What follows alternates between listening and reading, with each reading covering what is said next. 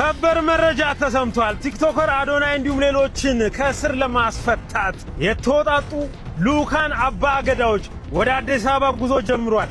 በጉዞው መካከል እንግዲህ በቲክቶክ አካውንት የምናውቀው ምንቴ ቢሊየነርም ይገኝበታል። እንዲሁም ገዳ ኢንቨስትመንት ግሩፕም ሌላ ሐሳብን ይዞልን መጥቷል። ይህን መረጃ ሁላችሁም እስከ መጨረሻው በማድመጥ ለወዳጅ ወገኖቻችሁ ሼር በማድረግ ሐሳቡን እንድታጋሩን ስንል በትህትና እንጠይቃለን። በገዳ ስርዓት ወጥተው ይቅርታን ጠይቀው ህዝብን ታርቀው ኃላፊነትን ይህ ተቋም ወስዶ ህዝብ ጋርም የሚቀላቀሉ ይሆናልም ብለውናል። በቲክቶከሩ እንዲሁም ደግሞ በሌሎቹ ጉዳይ እኔም ከዚህ በፊት የግል አስተያየትን ስሰጥ እንደነበር ሁላችሁም ታውቃላችሁ። አሁን ግን ጉዳዩ በአባ ገዳ ስለተያዘ ያው እኔም ፍሮም ሳም አይደለው ከማዛመድ ከማስታረቅ ውጭ አማራጭ የለኝም በሚል ተቀላቀያለሁ። እንግዲህ ሰላም ለሁላችሁ። ዛሬ የምናወራው ስለ ሰላም፣ ስለ ፍትህና ስለ ወጣቶች ዕጣ ፈንታ ነው።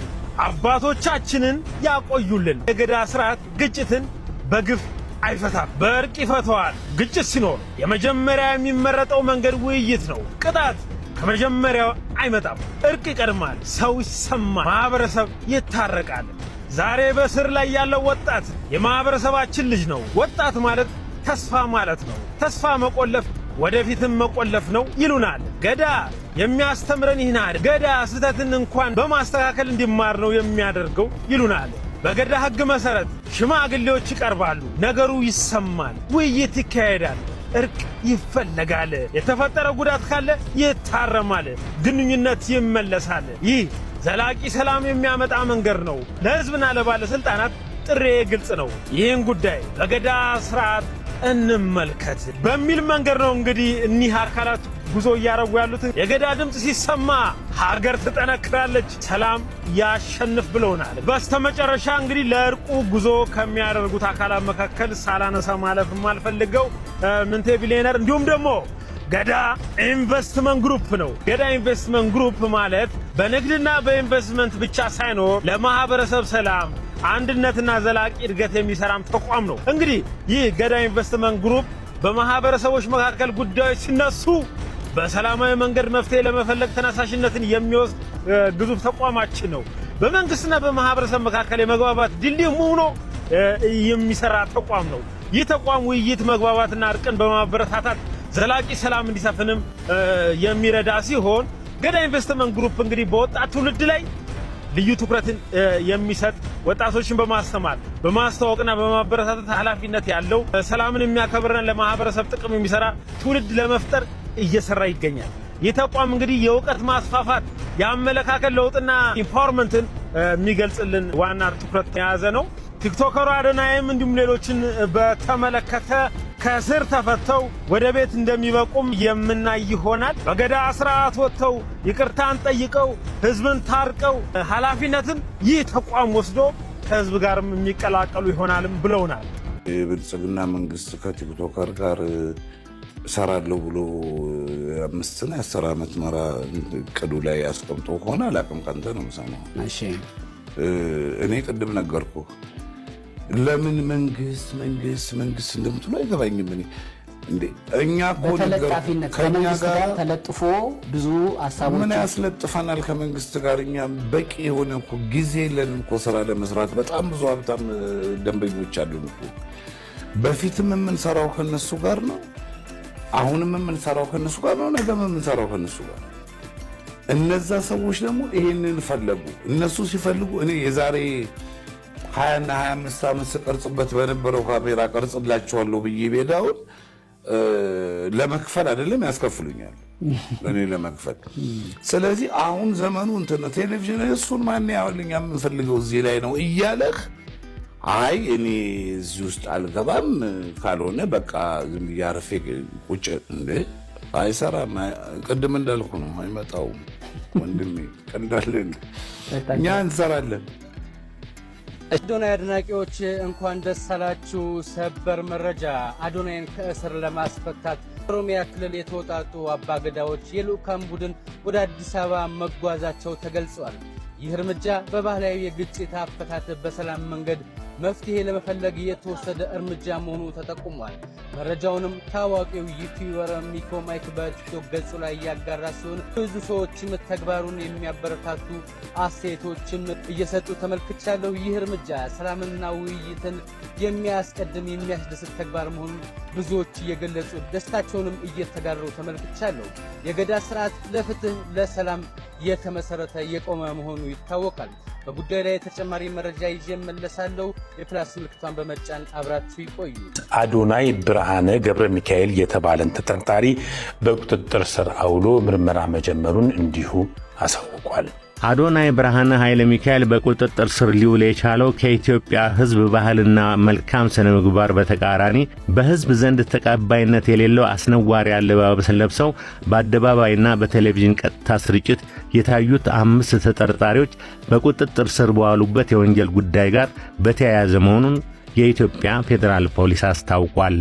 ዕውቅናና ገንዘብን ለማግኘት ብቻ በማሰብ ሚዲያዎችን ኃላፊነት በጎደለው አኳኋን እየተጠቀሙ በተለይ ወጣቱ ትውልድ በመልካም ስነ ምግባር ተቀርጾ ሀገርን የሚጠቅሙ ተግባራትን እንዳይከናውንና በተቃራኒው በትውልዱ ላይ ርካሽ ባልን ለመጫን የሚደረገውን ተግባር ለመከላከል የፌዴራል ፖሊስ የጀመረውን ምርመራ አጠናክሮ እንደሚቀጥል አስታውቋል። በቲክቶከሩ ስር ውዝግብ ፈጠረ። የኢትዮጵያ ፌዴራል ፖሊስ ቲክቶከር አዶናይ ብርሃነ ኃይለ ሚካኤልን በቁጥጥር ስር አውሎ በምርመራ እያጣራ መሆኑን ማሳወቁን ተከትሎ በማህበራዊ ሚዲያዎች ላይ የተለያዩ ሀሳቦች እየተዘዋወሩ ይገኛሉ።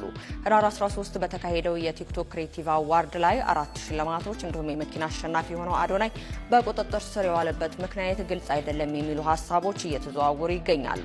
አዶናይ ብርሃነ ኃይለ ሚካኤል በቁጥጥር ስር ሊውል የቻለው ከኢትዮጵያ ሕዝብ ባህልና መልካም ስነ ምግባር በተቃራኒው በሕዝብ ዘንድ ተቀባይነት የሌለው አስነዋሪ አለባበስ ለብሰው በአደባባይና በቴሌቪዥን ቀጥተኛ ስርጭት የታዩ 5 ተጠርጣሪዎች በቁጥጥር ስር በዋሉበት የወንጀል ጉዳይ ጋር በተያያዘ መሆኑን የኢትዮጵያ ፌዴራል ፖሊስ አስታውቋል። ቲክቶከር አዶናይና ስመኝ ገብሩ ወይንም ጃኒ በዝግጅቱ ላይ የለበሱት አለባበስ የሚያስከስስ እንዳልሆነና ከሰግጥ ፈምስ ቃል ጋር ተያይዞ ሊሆን እንደሚችል ለሚታይ አዶናይ በልብስ አልታሰረም። ሰገጤ በሚለውም አልታሰረም። ኢቫና እንዴት ነች እናቱ? ሰገጤ በሚለውም አልታሰረም። ሰገጤ ሰጋገጥኩኝ በሚለው አይደለም አጣራ። ሌሎቹ ያው በምታውቁት አለባበሱን ምናምን አለው። አዶናይ የታሰረበት ከእንትና ጋር ኢንተርቪው ያደረገውን አይታችሁታል።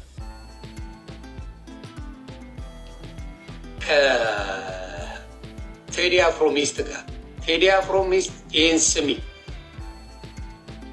ኢቫናይ ቴዲ አፍሮ ሚስት ይህንን ስሚ አንቺ ጋር ኢንተርቪው ሲያደርግ ውጭ የወጣበትን ምክንያት ሲናገር በትምህርት አውቆ ሳይሆን በኢንሳ ሊማሩ ወደ ውጭ የሚወጡ አሉ። ፈተና ተሰጥቷቸው ትምህርታቸውን ተምረው አጥንተው የሚወጡ ሰዎች አሉ። ስለዚህ ከኢንሳ ተምረው የሚወጡትን እኔ ከፍዬ ወጣው ብሎ እሱን ተናግሯል። እሷ ላይ ኢንሳ ደግሞ ዋናው የአብይ የበኩር ልጁ ነው። ያ ቴክኖሎጂ ማለት የዶክተር አብይ የበኩር ልጅ ማለት ጠይቁት። ኢንሳ በኢንሳ ጉዳይ በጣም ብዙ ዋጋ የከፈለበት ነው ዶክተር አብይ እና እዛ ላይ ሲናገር ጀለስ አዶናይ ምን ብሏል? ብር ከፍዬ በብር ነው የወጣሁት ብሎ ተናገረ። እዛ ላይ ምንድነው አሁን ብዙ መረጃ ነው ለቀቀው ማለት ነው። ምን አይነት መረጃ? ለማን ከፈልክ? ማን ነው እያስከፈለ የሚያስወጣው? እሱም ብቻ ሳይሆን ሌሎቹም ከዛ ስራ ላይ ነው የሚደረገው በጉቦ ማለት ነው። በጉቦ ነው የወጣው ከኢትዮጵያ ወደ አሜሪካ። ስለዚህ ይህን ጉዳይ ምን አድርጓል? መንግስት ይህን ነገር አውቋል። እነ ዶክተር አብይ ገብተውበታል። እንዴት በገንዘብ ሊገባ ቻለ? ምክንያቱም በትክክለኛ ትምህርት በትክክለኛ እውቀት የሚደረገውን ኢንሳ በጉቦ ለካ ገንዘብ እያስከፈሉ ወደ ውጭ የሚያስወጡዋል። ስለዚህ እነዛን ይዘው በዛ ስለዚህ እኛ መረጃዎች ከትልልቅ ነገሮች ነው የምናገኘውና ከህፃናቶች ምናምን አይደለም፣ ይሄ ከቲክቶከር አይደለም። ትልልቅ ቦታ ያሉ ሰዎች ያንን ያደረጉት። ፈጣሪ እንደዚህ አይነት ነገር አየህ፣ አንዳንዴ እውቀት አለኝ ብለህ ስትበጠረቅ ወይም ደግሞ በማታውቀው ነገር ስታወራ ነገሮችን ማን አለብኝነት ሲመጣ ነገሮች ይበላሻል። እኔ ለእኔ ቤቶች ነው፣ ለሌሎቻችሁ ውሸት ነው ምናምን ብለህ የፈለክበት ቤት ሄደህ ማውራት ትችላለህ። አዶናይ ሲወጣ ይዘግባቸዋል። ስለዚህ የአዶናይ ጉዳይ ከረር ያለ ማን ለፍልፋል። ሊጋሊ ያልወጣ ሰው ከሀገር ላይ ሊጋል ባልሆነ ነገር ያልወጣ ሰው ሶሻል ሚዲያ ላይ ወጣ እንዴት እንደዛ ትላለህ?